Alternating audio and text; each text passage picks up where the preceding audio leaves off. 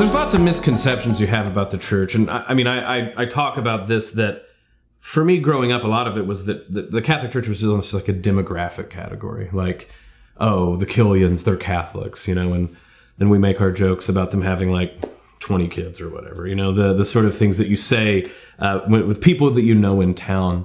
I have to say that the biggest misconception that I have that I now realize I was wrong is I thought in order to be a part of the church, you had to think that the church just never made mistakes. I thought in order to be Catholic, you had to be triumphalistic about the church itself.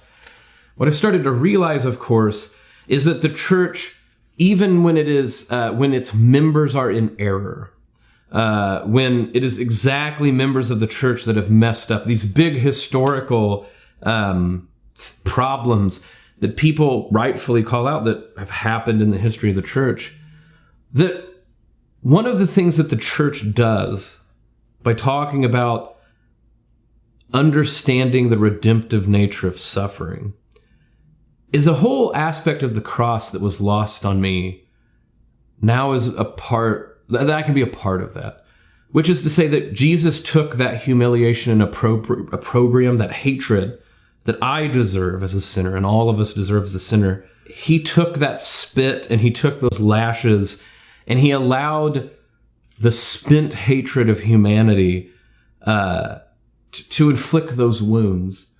And by taking them and dying on that cross, he destroyed the power of death and was resurrected and now can redeem our life.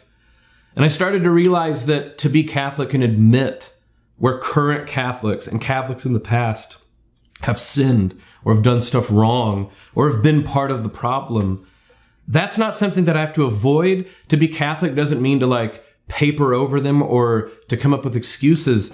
We actually take on that humiliation from what's happened. And when we do that, we can be like Christ and make that humiliation redemptive.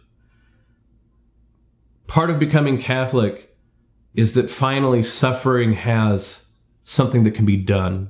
No one needs to seek it out. No one asks to be a martyr. You live a life of love.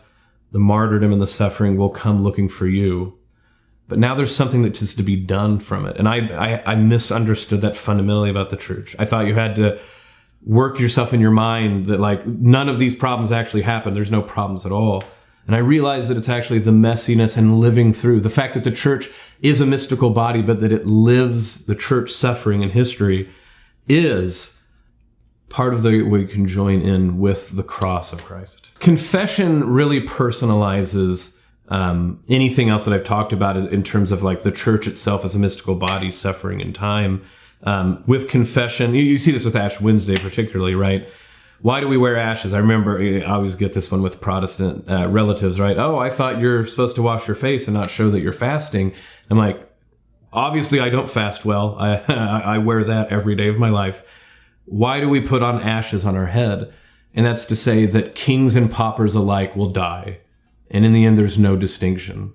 And so I think about, my life as wanting to be a philosopher and an intellectual and put my ideas on trial. Now here personally, to get that personal relationship back in confession, not only do I get to be Socratic about my own life, to turn that philosophical eye on myself and ask, where have I failed?